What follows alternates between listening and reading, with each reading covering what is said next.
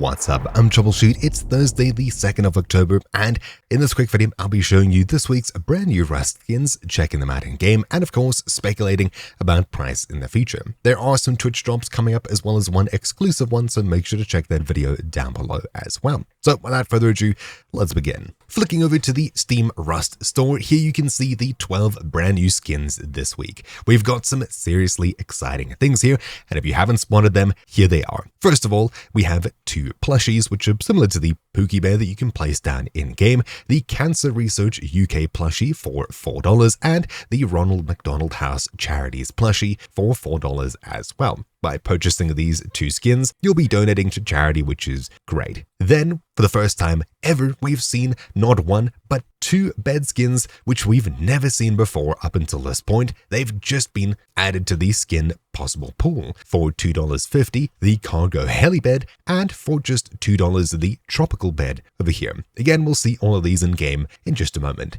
Then, we've got, for the first time in a extremely long time, a miner's hat skin, in this case, the Anglerfish miner's hat, for just $1. Actually, super cool. Then we've got the usual skins on the cards, the small cards box, pretty interesting, for $1.50, the Sinotype Charcoal box, $2.50, Caution WorkBoots, $1, Luxury Gold Door, $2, and finally weapons for $3, the Olympus AR, $2.50, the Nuke Vibe SAR, and finally for just $2, the Veridian M39. Let's check out all of these in game and then speculate about price for the tradable skins. So flicking over to Rust, let's have a look at all of these brand new skins in game before we speculate about price. Starting off at the very top with wearables, the lesser exciting skin, the Caution Workboots, for just $1 are these bright black and yellow, I guess cat-inspired boots that have this biohazard logo and skull and crossbones on the side. Actually pretty cool, definitely very Bumblebee looking,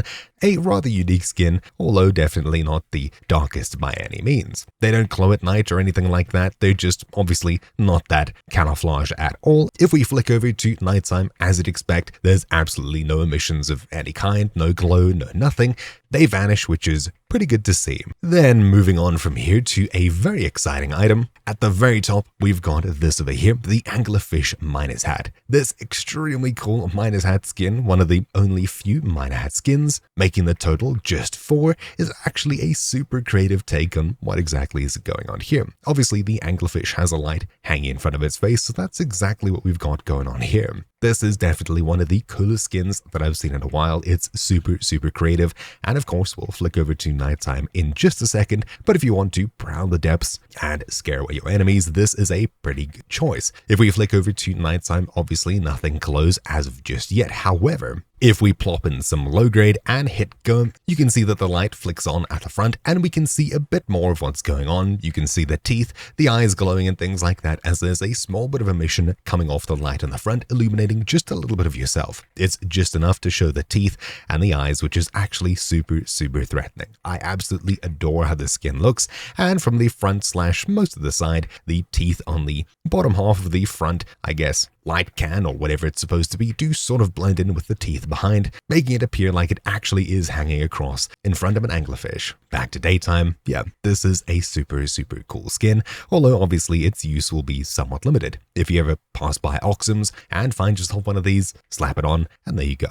Again, this is the 4th miner's hat skin that we've ever seen, so it's going to be pretty interesting to speculate about price, but we'll get there just now. Then from there, the two other special skins that we have this week are the Cancer Research UK plushie for just $4 and the Ronald McDonald House Charities plushie for $4 as well. If you want to support either of these charities, this is obviously a good way of doing so, and you get yourself a little digital item to remember it by, and of course, I guess, spread awareness at least somewhat in the future. The Cancer plushie and the Ronald McDonald House plushie have both seen better days in their time, but of course, these are two super unique skins, which we haven't seen anything like in a very long time. The last placeable like this, I'm pretty sure that we saw, was the Discord trophy, so it's actually fantastic to see more cute placeables. But yeah, do let me know what you think of these down below. I absolutely adore them, and I can't wait to slap them down in a base, even if they are branded. I do miss a Pookie Bear. Before we have a look at buildables, let's quickly have a look at weapons. So we've got 4 weapons this week, starting off at the very top with the Nuke Vibe SAR. Obviously, if you're enjoying the Nuke Vibe collection,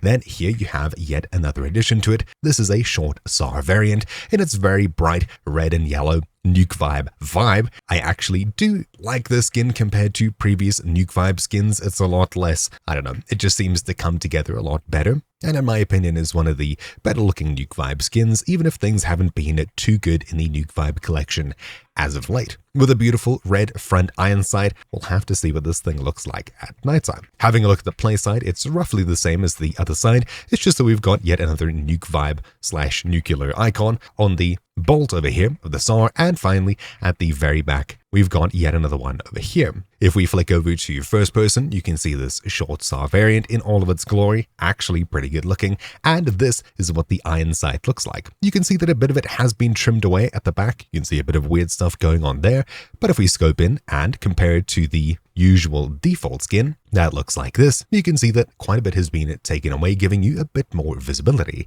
and the rope as well has been trimmed back to reclaim quite a bit of screen space, which is nice to see. That's definitely pretty interesting. If we flick over to nighttime, the yellow back iron sights and red front iron sight are actually super visible at nighttime, which is great to see, especially when we compare it to the default skin, which has the same sort of visibility. It's not taking away anything there, which is really nice to see. The only thing it has taken away and slimmed down on is the rope around the SAR and things like that, giving you slightly more visibility. Actually, pretty cool. Then, moving on from there, we've got the Veridian M39 for just $2. This is more of a weathered copper / coppery, greeny, bluey, I guess, Egyptian inspired somewhat. I'm not entirely too sure, but it does actually look pretty cool. And it looks like some kind of, I guess, weapon that you might pull out of Call of Duty, something along those lines. Actually, a really cool looking skin with a lot of fine detail, some interesting writing and things like that. It's actually quite nice. All the way from the weathered front muzzle / suppressor or whatever's attached there, all the way back to the weathered stock and things like that. Actually, really cool with a beautiful wooden stock to finish it off all the way at the back here. I actually really like how this thing looks. Obviously though, you'll need to let me know what you think down below. I'm very interested in hearing what you have to say. It's a very not so opulent, but it's super well detailed, which is nice to see. And of course, scoping in, you can see the iron sight over here versus the default iron sight actually doesn't seem to be missing much at all. It's just painted over, etc. If we flick over to nighttime, you can see it's also definitely very easy to see, and compared to the default skin, it looks very similar. That's very nice to see. Even though the skin might look repainted and retextured, night visibility, especially without a scope, is obviously super important. Yeah, I definitely like it quite a bit. As for how it'll sell, well, we'll have to get there in just a second. Then finally, the last weapon this week is the Olympus AR for $3, the most expensive weapon item this week, and you can already see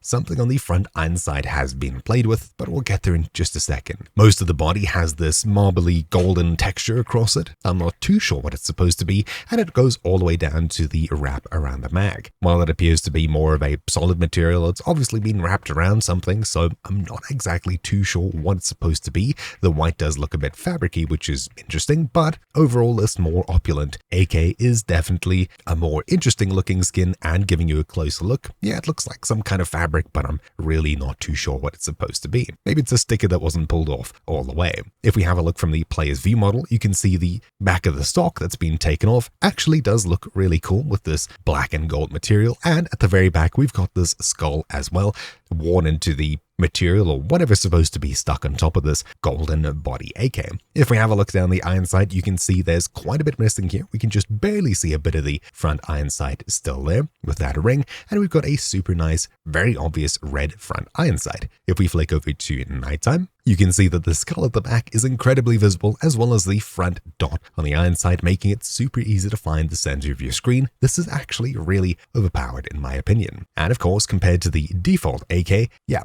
there's quite a bit missing on it. Let's have a look during the daytime. This is the default AK, and This is the Olympus AR. Quite a bit of the iron side has been scratched away, and we're left with just this super obvious red dot, which is nice to see. And now that we're done with wearables and holdable items, we've just got buildables left, so let's have a look at some of those. Starting off with the most exciting items this week, we've got not one but two brand new bed skins this week. Starting off with the tropical bed for $2, takes us back into the jungle where we're giving this massive jungle leaf duvet spread across this leafy / bamboo base, mattress, etc. Doesn't look the most comfortable, but if it's the only thing you got, it should work. Definitely a very interesting skin with a lot of detail and thought put into it.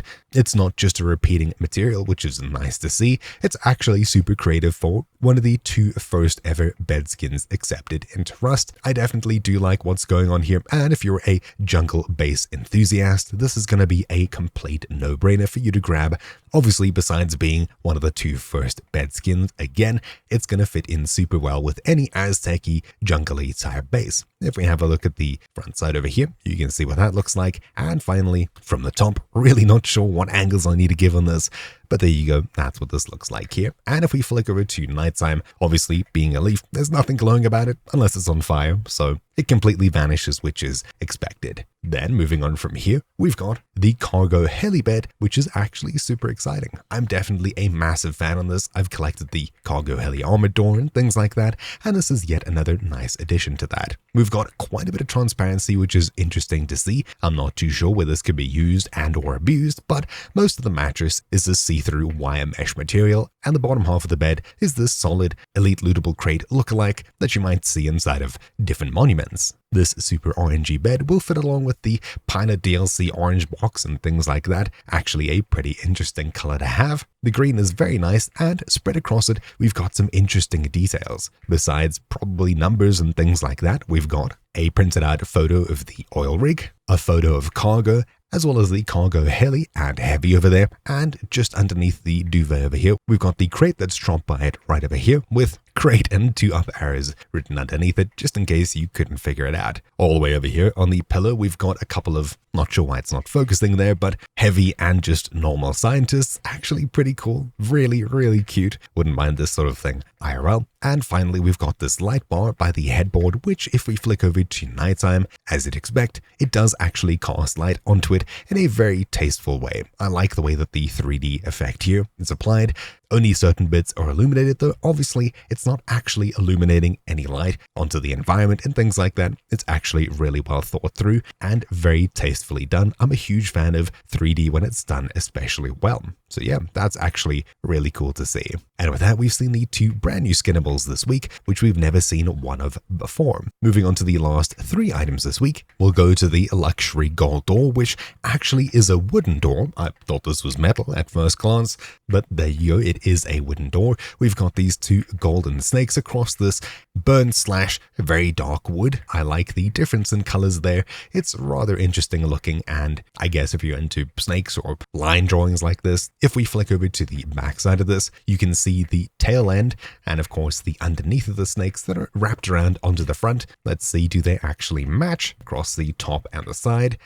Somewhat, maybe. I think they could somewhat be connected, but they seem to be two different snakes, which is interesting. If we flick over to nighttime, you may expect the gold to glow, and you'd actually be wrong. There's nothing that glows on this, which is somewhat nice to see. I guess if you put this down on a starter base, it'll just vanish into the night, much like anything else. Then finally, we've got two boxes here. Let's start off with the cards small box for $1.50. Is this very interesting white and black small box with this red, green, and blue card on the front. Hearts, green diamonds, and blue clubs, I guess. The heart has a little crack through it, which is an interesting detail, and we've got a couple more of those card symbols scratched across this box with, I think, playing cards written over there. I guess it somewhat matches maybe the bandit camp or something along those lines. On the side, we've got cards here, and obviously, a lot of these skins that we've seen are for organizing your base. What exactly you put in here, I'm not too sure. Maybe if you're on some kind of a gambling wipe, hey, I guess you could put your scrap or your scrap winnings in this small box, so that's rather interesting. I'm not too sure of the utility, so it's more unique in that regard. Then moving across to the less unique item this week, we've got yet another Sinotype box. This is the Sinotype Charcoal box. Again, we've got CHAR written on the side for char, as in charcoal, and we've got this charcoal smoldering icon on the sides, the top, and of course the front as well. There's nothing too unique in that regard. It's the same icon across all of the corners. As you'd expect with these Sinotype icons, when we flick over to nighttime, this does glow very tastefully. Again, I'm a huge fan of how these Sinotype boxes glow, and it's nice to see yet another item in the ever-growing collection. I'm sure the skin creator is enjoying the profit that they've got from Rust players purchasing these. Very nice for base organization. I'm a big fan, as you know. But we've spoken enough about these 12 items in-game. Let's actually have a look at related items and items from the same collection to speculate about where price might go in the future for all of these tradable items. These plushies, of course, are not tradable or marketable, so once you purchase them, they'll be permanently in your account unless for some reason you chose to delete them or break them down, I guess, into cloth or something. But I'm not sure how many people actually still create boxes and things like that in Rust. But anyways, let's flick over to having a look at these skins and speculating about where price might go in the future by looking at similar items and similar items in the same collection, things like that. Obviously though, I'm no oracle. If you're going to be buying Rust skins, buy them to play with them, and if you're hoping to flip them for a profit in the future, do your own educated research. Without further ado, let's go make some wild guesstimations about where things might go in the future. So having a look at Rust help to have a look at these 12 brand new items,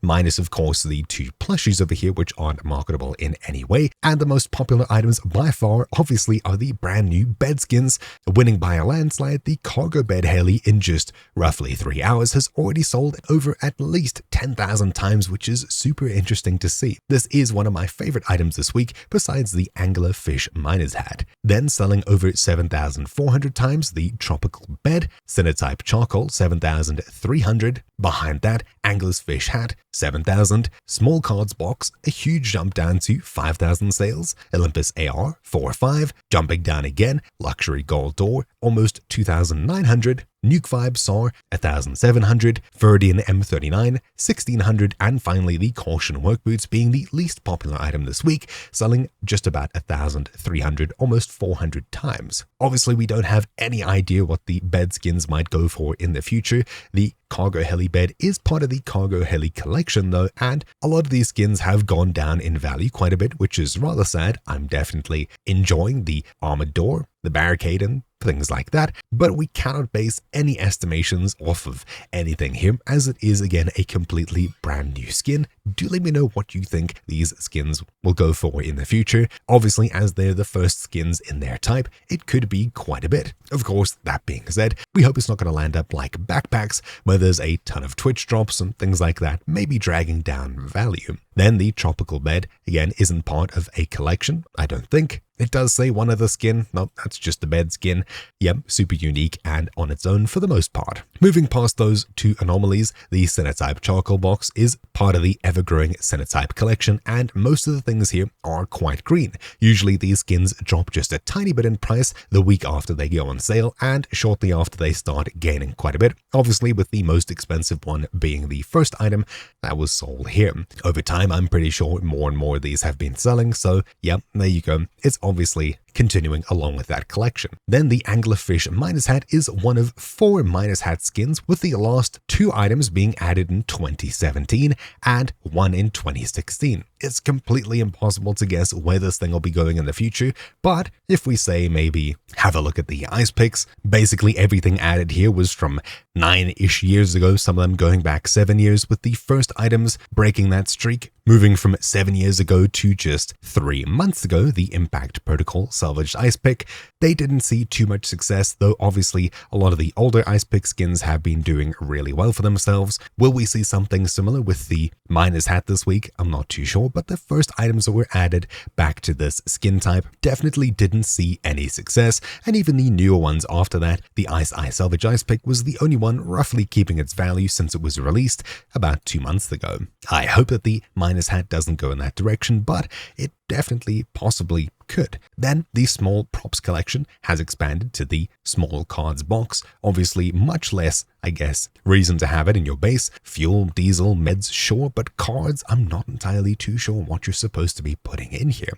If you're going to be purchasing this, do let me know down below. Other items in this small props collection have actually done relatively well, roughly keeping their value, but there's nothing too crazy going on here. As the collection grows, much like the Sinotype one, we might see an increase in price, assuming it continues for quite some time. Then the Olympus AR is obviously joining tons and tons of AK skins with 315 other AK skins. Before we have a look at those, it says it's part of a collection, but I don't see anything here. The 315 other AK skins, as you'd expect, besides the Twitch drops, are red across the board, with only a couple of these really rare and unique ones breaking the mold and actually going positive, like the Heat Seeker, etc. Everything else has just been red, and it's pretty safe to say that this is likely going to follow in the same direction. Then the luxury gold wooden door joins 90 other wooden door skins. Most of these, again, are red across the board, so buy it if you like it. Otherwise, you can wait for it to go into the Steam market, where odds are it's probably going to be quite a bit cheaper. Then the Nuke Vibe SAR is part of the Nuke Vibe collection, but this hasn't seen too much success with the buildables. However,